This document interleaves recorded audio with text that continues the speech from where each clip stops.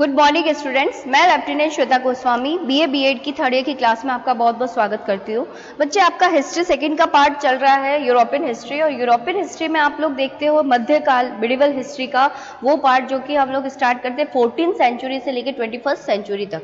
Okay, तो I hope अभी तक आप लोगों ने 2 टॉपिक से 3 टॉपिक तक पढ़ चुके हैं, जिसमें हम लोगों ने देखा था रिफॉर्मेशन का, रिलीजियस रिफॉर्मेशन यानी कि धर्म सुधार आंदोलन, रेनेसा यानी कि पुनर्जागरण और धर्म सुधार आंदोलन के फलस्वरूप हम लोग देखते हैं 14th सेंचुरी में कुछ ऐसे चेंजेस आते हैं जिसकी वजह से हम वर्तमान का एक आधार क्लियर करते हैं। आधार जैसे फॉर एग्जांपल आज हम लोग कम्युनिकेशन की बात करते हैं, हम टेक्नोलॉजी की बात करते हैं, हम आर्टिफिशियल इंटेलिजेंस की बात करते हैं, नए नए हर तरीका। आज हम जिस घर में बैठे हैं उस घर में कोई भी ऐसा इक्विपमेंट नहीं है जो कि टेक्नोलॉजी से नहीं बना हुआ। तो इसका जो बेस क्लियर हुआ है, जो बेस बना है वो इंडस्ट्रियल रेवोल्यूशन से बना है। तो आई होप आपको इतना अच्छे से पता होगा कि नई नई तकनीकों का जब इजाफा होता है और उस तकनीकों की वजह से मनुष्य के जीवन में नए नए तरीके के परिवर्तन आते हैं, इसे ही हम इंडस्ट्रियल रेवोल्यूशन या रेवोल्यूशन के नाम से जानते हैं। ठीक है, तो इंडस्ट्रियल रेवोल्यूशन का जैसे आप नाम से ही जानते हो औद्योगिक क्रांति, और औद्योगिक क्रांति है, इंडस्ट्रियल वर्ड है, तो आपको अच्छे से पता होगा कि इसका सीधा सीधा जो संबंध है वो हम उद्योगों से, व्यापार से, वाणिज्य से जोड़ सकते हैं। तो बच्चों, आज हम लोग देखेंगे इंडस्ट्रियल रेवोल्यूशन होता क्या है, मेन इसके कॉजेज क्या क्या थे, कौन कौन से ऐसे फैक्टर्स थे जिसकी वजह से यूरोप की अलग अलग कंट्रीज में इंडस्ट्रियल रेवोल्यूशन जो है वो शुरू होता है। और सबसे मेन मुद्दा जो कि आप 12th स्टैंडर्ड तक पढ़ के आए होंगे कि इंग्लैंड में ही औद्योगिक क्रांति क्यों हुई। बहुत ही सिंपल अच्छा सा टॉपिक है, आपको पढ़ने में भी मजा आएगा। और इंडस्ट्रियल रेवोल्यूशन एक ऐसा है चीज जिसे हम लोग आज हमारी इंटेलिजेंस पूरा का पूरा इसी बेस पर काम करता है, क्योंकि अगर तकनीकें ना होती, अगर टेक्नोलॉजी जन्म ना लेती अलग अलग हर क्षेत्र में, तो आज हम हर क्षेत्र में जो आज आप और मैं इस आईटी सेक्टर के थ्रू या फिर कम्युनिकेशन के थ्रू हम लोग ऑनलाइन कॉन्फ्रेंसेस करते हैं, स्मार्टफोन का यूज़ करते हैं, लैपटॉप्स का यूज़ करते हैं, ये चीज़ हो नहीं पाती। Actually in today's world we talking about e content की बात करते हैं, ई एजुकेशन की बात करते हैं। ये सारा जो माध्यम है वो कहीं ना कहीं टेक्नोलॉजी से जुड़ा हुआ है। ठीक है, तो इंडस्ट्रियल रेवोल्यूशन से पहले यूरोप में 16th सेंचुरी के आसपास हुआ क्या था, धर्म सुधार आंदोलन हो चुका है, पुनर्जागरण हो चुका है, और धर्म सुधार आंदोलन के फलस्वरूप नई नई सामुद्रिक खोजें हो चुकी है, G3 का कॉन्सेप्ट आ चुका है, राष्ट्रवाद की भावना आ चुकी है, वाणिज्यवाद, उपनिवेशवाद। लोगों ने, यानी कि आप बोल सकते हैं कि लोगों ने जो पहले केवल और केवल धर्म परायणता के आधार पर चलते थे, धर्म के आधार पर जीवन यापन करते थे, अब वो छोड़कर अपने भौगोलिक संसाधनों, भौतिक संसाधनों को पाने के लिए वो अलग अलग कोशिशें करना शुरू कर देते हैं। ठीक है, तो चलते हैं इंडस्ट्रियल रेवोल्यूशन की तरफ। एक industrial revolution, what was the industrial revolution? सबसे बड़ा जो चीज है वो आपको समझना है, a change in the manufacturing method from the domestic system to the factory system. आप बोल सकते हो कि इंडस्ट्रियल रेवोल्यूशन एक ऐसा रेवोल्यूशन है, एक ऐसी क्रांति है जिसकी वजह से हमने परंपरागत माध्यमों को छोड़कर, यानी कि परंपरागत माध्यमों को छोड़कर नई टेक्नोलॉजी के हिसाब से फैक्ट्री सिस्टम को, कल कारखानों को जन्म दिया। यही इंडस्ट्रियल रेवोल्यूशन है। देखो, फॉर सपोज हम लोग बात करते हैं 14th-15th सेंचुरी से पहले होता क्या था। जैसे फॉर एग्जाम्पल हम लोग एक किसी कंट्री की बात करते हैं, उसके कोई छोटा सा गांव है, कस्बा है, उसमें कोई एक्स मजदूर है। कौन है? कोई एक्स मजदूर है। तो वो कोई भी सामान जो बनाता था वो केवल उस टाउन में रहने वाली पॉपुलेशन के आधार पर ही बनाता था। जितने लोगों की आवश्यकता होती थी उतना ही बनाता था। अगर वो एक्स्ट्रा बनाता तो उसे क्या करना पड़ता, कहीं और बेचने जाना पड़ता। लेकिन उसके लिए हमारे पास क्या नहीं थी, फैसिलिटीज नहीं थी, ट्रांसपोर्ट सिस्टम नहीं था। तो बच्चों, आप समझ पा रहे होंगे कि पहले हम लोग केवल और केवल किसी भी संसाधनों का उत्पादन उतना ही किया करते थे जितनी की आवश्यकता होती थी। ओके, तो हम बात कर रहे थे कि पहले उन्हीं संसाधनों का उत्पादन हुआ करता था जो कि प्रजा के अकॉर्डिंग, पॉपुलेशन के अकॉर्डिंग बराबर होती थी। एक्स्ट्रा कभी सोचते नहीं थे। लेकिन इंडस्ट्रियल रेवोल्यूशन की वजह से हमने ये सोचा कि हमें एक्स्ट्रा चीज़ों का निर्माण करके, प्रोडक्शन करके, उत्पादन करके उसे क्या करना चाहिए, उसकी सेलिंग को बढ़ाना चाहिए। और जब सेलिंग होगी तो आपके पास क्या आएगा, पैसा आएगा। तो ये चीज़ धीरे धीरे लोगों के दिमाग में आई, कब, धर्म सुधार आंदोलन के फलस्वरूप। और उसी ने जन्म दिया किसको, वाणिज्यवाद को, राष्ट्रवाद को, उपनिवेशवाद को, इस तरह की भावनाओं को। ठीक है, तो इंडस्ट्रियल रेवोल्यूशन सिंपल सी एक डेफिनेशन है, a change in the manufacturing method from the domestic system to the factory system.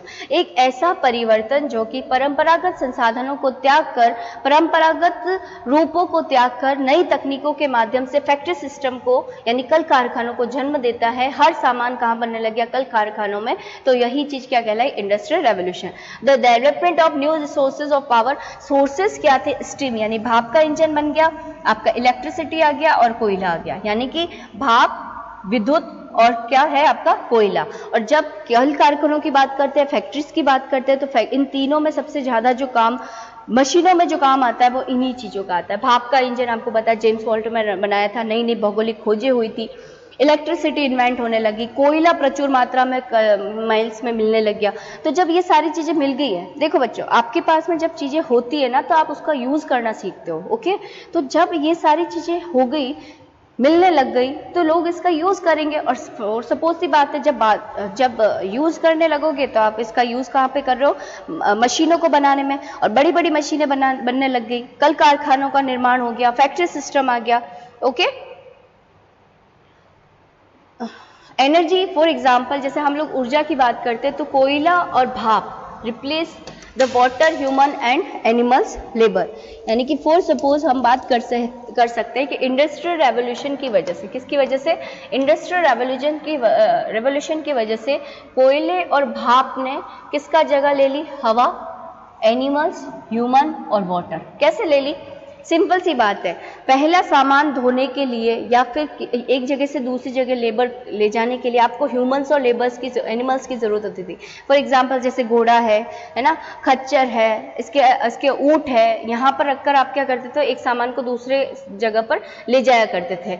और हवा और पानी के हिसाब से ही आपका क्या होता था, हवा और पानी सबसे बड़ा चीज क्या होता है, आप खुद बताइए एग्जाम्पल ऐसा क्या है जिसकी वजह से हवा और पानी की जरूरत पड़ती है। सबसे बड़ी चीज है आपका एग्रीकल्चर, कृषि, है ना। अगर किसान जो है पूर्णतः अपने 24 घंटे, अगर 12 महीने में 24 घंटे भी बोले तो किस पर निर्भर है, प्रकृति पर निर्भर है, नेचुरल सोर्सेज पर निर्भर है। लेकिन नहीं, टेक्नोलॉजी इन्वेंट हुई और अब कोयला और भाप की वजह से धीरे धीरे हम चीजों को गलाना शुरू कर दिया, लोहे को गलाना शुरू कर दिया। अब जब लोहा गला तो वो किसी भी चीज में हम रिप्लेस करने लगे।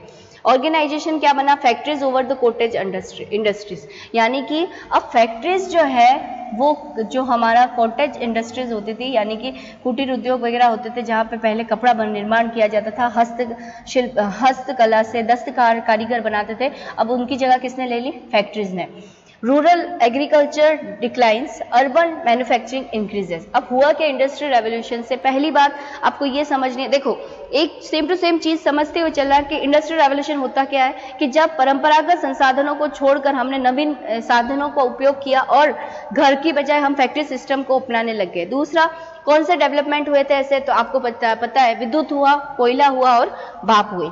उसके अलावा तीसरा हमने क्या देखा, एनर्जी सिस्टम में क्या हुआ कि पहले ऊर्जा कहाँ से आती थी, या तो हवा से या पानी से, या फिर किसी भी सामान को एक जगह से दूसरी जगह ढोने के लिए हमें ह्यूमंस और एनिमल्स की जरूरत थी। अब क्या हुआ, कोयल और स्टीम आ गया, उसकी वजह से भाप का इंजन। आपको अच्छे से पता है मालगाड़ी, रेलगाड़ी, ये सारी चीजें है क्या, यहीं पर तो यूज हुआ है।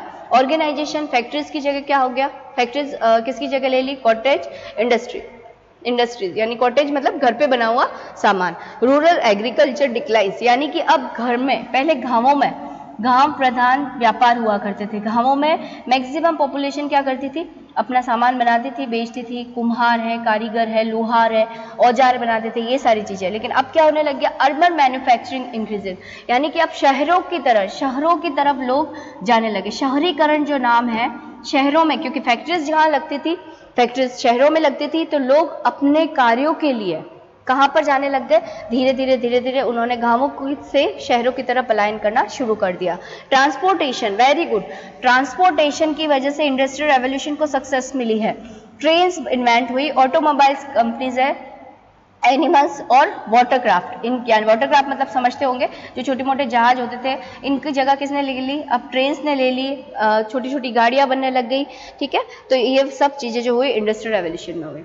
The creation of new classes, यानी फॉर एग्जाम्पल हम ये बोल सकते हैं कि इनकी वजह से प्रभाव क्या पड़ा?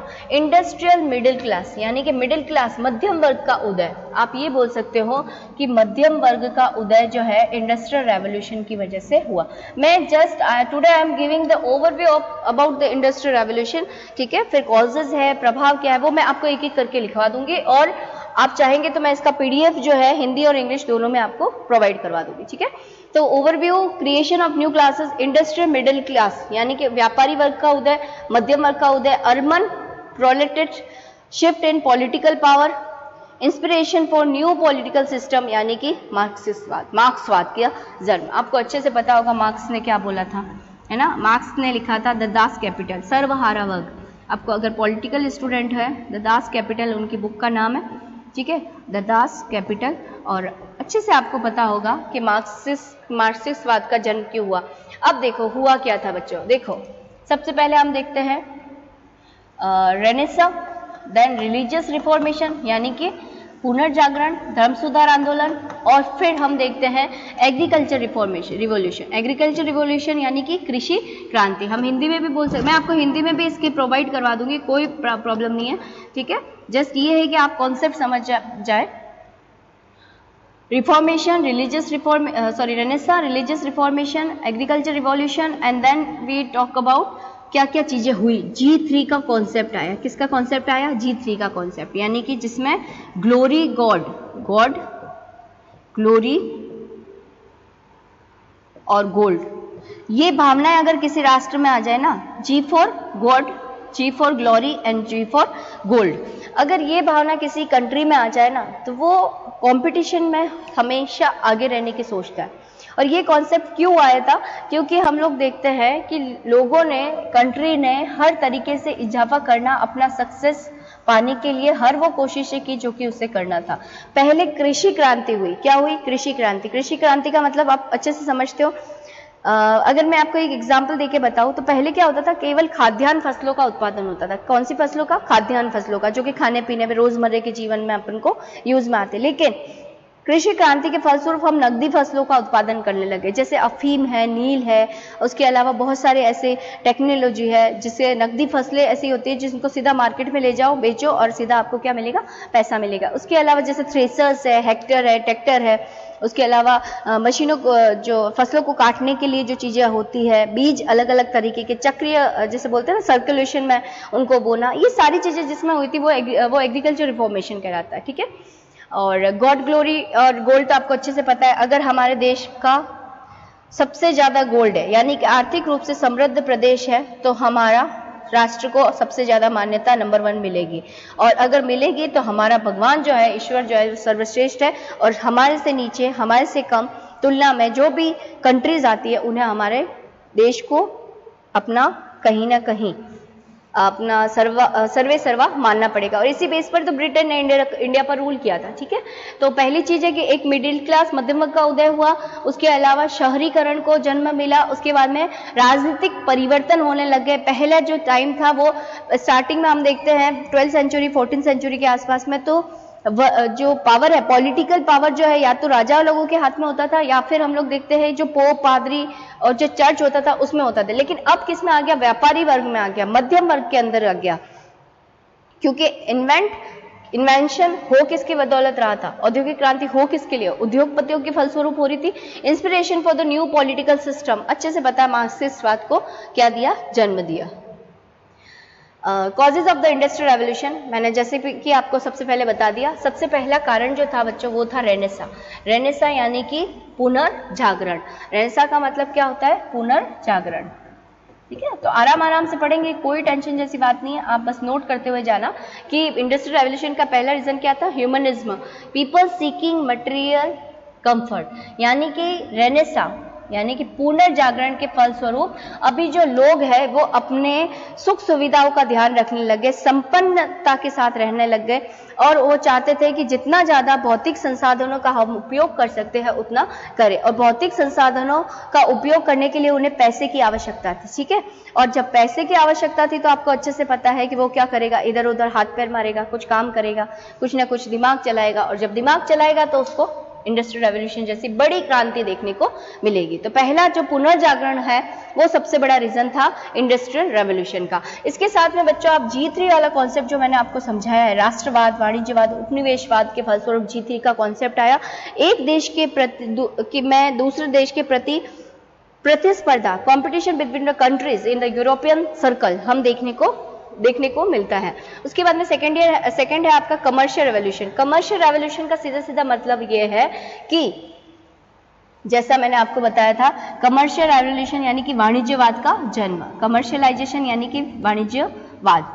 अब वाणिज्यवाद का जन्म का सीधा सीधा मतलब है कि हर एक्स कंट्री चाहती है अपने पास में सबसे ज्यादा डॉलर, सबसे ज्यादा पैसा लाना, और पैसा कब आएगा, जब उसके देश में अलग अलग तरह की फैक्ट्रीज लगेगी, अलग अलग तरह का उद्योगों का व्यापार होगा और वाणिज्यवाद का जन्म देगा। और इसी ने किसको जन्म दिया, कॉलोनलिज्म। ओके, कॉलोनिज्म मतलब उपनिवेशवाद। अब आप मुझे बता सकते हैं उपनिवेशवाद क्या होता है? ठीक है, अगर उपनिवेशवाद हम लोग बात करते हैं, मर्चेंटिज्म की बात करते हैं, वाणिज्यवाद तो अच्छे से पता है, व्यापार वाणिज्य का सबसे ज्यादा बहुलता का उपयोग। लेकिन अगर हम बात करते हैं कमर्शियल रेवोल्यूशन की और उसमें हम एक वर्ड पढ़ते हैं कॉलोनिज्म यानी उपनिवेशवाद, तो उपनिवेशवाद का सबसे बड़ा जो रीजन है बच्चों वो ये है कि देखो, इंडस्ट्रियल रेवोल्यूशन की वजह से यूरोप में हर कंट्री में बड़े बड़े उद्योग लगने शुरू हो गए। अब इंडस्ट्रियल रेवोल्यूशन में हर कंट्री की एक डिमांड होती थी, कच्चा माल यानी कि रॉ मटेरियल। क्या होता था, कच्चा माल की आवश्यकता, और दूसरा तैयार माल जो है उसको बेचने के लिए इनको किसकी जरूरत थी, मार्केट की। यानी कि आप बोल सकते हो औद्योगिक क्रांति के फलस्वरूप दो चीजें जरूरी थी, एक तो कच्चा माल चाहिए लोगों को, उसको ले जाते थे। फॉर एग्जाम्पल उन्होंने, जैसे हम लोग बात कर सकते हैं इंग्लैंड, है ना, इंग्लैंड का कभी उपनिवेश रहा इंडिया या फिर कभी रहा अमेरिका, तो उससे पहले होता क्या था, पहले क्या होता था कि अमेरिका जैसे उपनिवेश से, जी हाँ अमेरिका की बात कर रही हूँ, अमेरिका भी इंग्लैंड का उपनिवेश रहा हुआ है, तो अमेरिका से, इंडिया से कपास उठाते थे, कच्चा माल उठाते थे बहुत कम कीमतों में, उसको कहाँ ले जाते थे, इंग्लैंड में। इंग्लैंड के फैक्ट्रीज में क्या होता था, तैयार माल, उससे सामान बनता था, सब कुछ प्रोडक्शन होता था, और उसको ले जाकर उन्हीं उपनिवेशों में क्या किया जाता था, बेच दिया जाता था। तो दिस इज कॉल्ड उपनिवेशवाद। उपनिवेशवादों की आवश्यकता ही इंडस्ट्रियल रेवोल्यूशन की वजह से हुई थी। अगर हम आगे देखें, why did industrialization begin in England first, ये जो है हमारा टॉपिक, इसे हम लोग कल बात करेंगे। तो आई होप आपको यहाँ तक समझ में आ चुका होगा कि इंडस्ट्रियल रेवोल्यूशन होता क्या है। औद्योगिक क्रांति से हमारा अर्थ है, औद्योगिक क्रांति से हमारा सीधा सीधा अर्थ है कि जब हम परंपरागत उद्योग एवं व्यापार वाणिज्य के परंपरागत तौर तरीकों को छोड़कर नए तकनीकों का उपयोग लेते हैं, और जहां पर जो मजदूर है, जो कारीगर है, उनका जन्म जब फैक्ट्रीज ने ले लिया, उनका स्थान जब फैक्ट्रीज ने ले लिया, तो और ये प्रचुर मात्रा में हुआ, यूरोप की हर एक छोटी मोटी कंट्री में हुआ, तो इसे ही हमने क्या नाम दिया, इंडस्ट्रियल रेवोल्यूशन। ओके, तो आई होप यहाँ तक आपको समझ में आ गया होगा। सेकेंड, आपको ये जरूर ध्यान रखना है कि अगर कोयला नहीं होता, भाप नहीं होती, एनर्जी नहीं होती, ये सारी चीजें पॉसिबल नहीं थी। ठीक है, फिर उसके बाद में हमने देखा कि क्या हुआ, इसकी वजह से प्रभाव सबसे बड़ा शहरों का प्रभाव बढ़ गया, मिडिल क्लास फैमिली बढ़ गई, व्यापारी उद्योगपति एक तरह से राजनीतिक पावर के रूप में, पॉलिटिकल पावर के रूप में सामने को आए, मार्क्सवाद को जन्म दिया। और बेसिक रीजन था कॉजेज ऑफ इंडस्ट्रियल रेवोल्यूशन का कमर्शियल रेवोल्यूशन और रेनेसां। पुनर्जागरण ना होता, कमर्शियल रेवोल्यूशन नहीं होता। क्यों? क्योंकि देखो बेटा, इसके जो औद्योगिक क्रांति की रीजन है ना, वो वही रीजन है जो मैं आपको कल की क्लास में पढ़ाऊंगी कि आखिर ये औद्योगिक क्रांति इंग्लैंड में ही क्यों हुई। तो सारी चीजें आपको मिक्स करके ही लिखनी है। आई होप यहाँ तक आपको समझ में आ चुका होगा। ठीक है, तो why did industrialization begin in England first, यहाँ से हम लोग कल पढ़ेंगे। आज के लिए इतना ही। Thank you so much. जय हिंद, जय भारत।